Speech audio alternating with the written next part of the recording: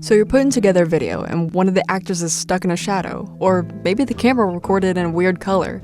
Before you throw out the whole shot, try color grading it. It may sound daunting, but trust me, it's way easier than it sounds. So for this first example, we can see that this actor, when compared to the other actor, is in this weird shadow. Luckily for us, this is a super easy fix. So you want to start by opening the color correction tab using Command 6.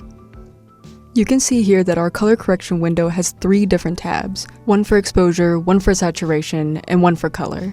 Now, our shot is pretty dark, so we should probably play with the exposure first. You can see we have 4 sliders to play with, the first being the highlight slider. By bringing out the slider, it makes the brightest parts of your video brighter, and if you bring it down, it makes them darker. This is the same for both the midtone slider, which controls, you guessed it, the midtones, and the shadow slider, which controls the darkest parts of your video.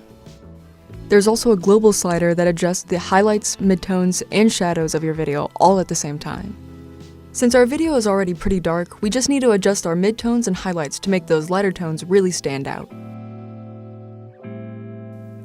While this is significantly better than what we had before, it looks a little washed out now, so let's go ahead and pull down those shadows a little bit. It's always good to check the before and after while color grading, so to turn off your color board, go to this blue check mark and click it. Now you can get a pretty good result from just eyeballing it, but if you want a more accurate reading on the brightness of your shot, then you can use the video scopes. To open the video scopes, use Command 7. Here we have a graph that shows the amount of brightness in our shot. We can see that after our color grading, our shot maxes out at around 89 luma, which is pretty close to the other actor's shot, which maxes out at 94 luma. You can see from this shot without our color grading, we started at around 68 luma. So 89 is a huge improvement than what we had before.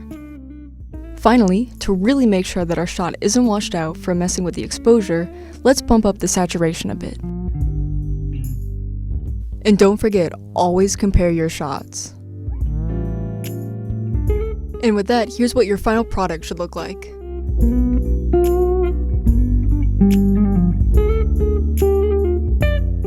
For this next example, we have this shot that has this strange red hue to it. It's noticeably different from our next shot, but it's not unfixable. Go ahead and open the color correction window with Command 6. Now the exposure of our shot is fine, so we're just gonna jump straight into color.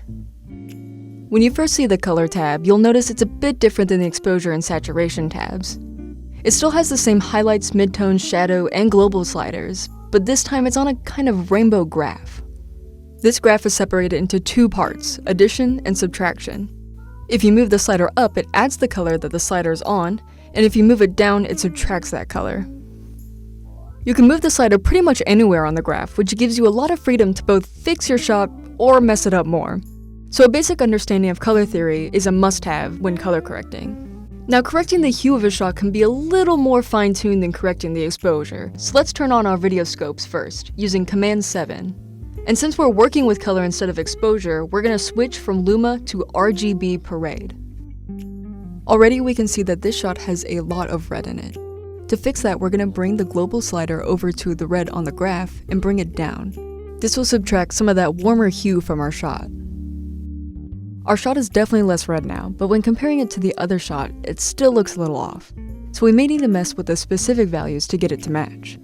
Looking at the shot, I noticed that it was still a little too warm, so I bumped up the coolness of the midtones. That seemed to help a bit, but the overall image felt a little too cool now compared to the next shot, so I tried turning down the blues and the highlights. A lot of color correction is experimentation, and always remember, you can just make a new color board if you mess up bad enough that it can't be fixed.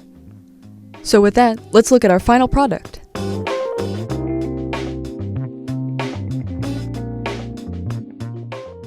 Understandably, color correction can be pretty daunting, especially with the amount of tabs and sliders you start with. But you'll never learn without trying and experimenting, so treat every chance to color grade as practice. I hope this video was at least a little informative, and I hope you have a good rest of your day. Thank you!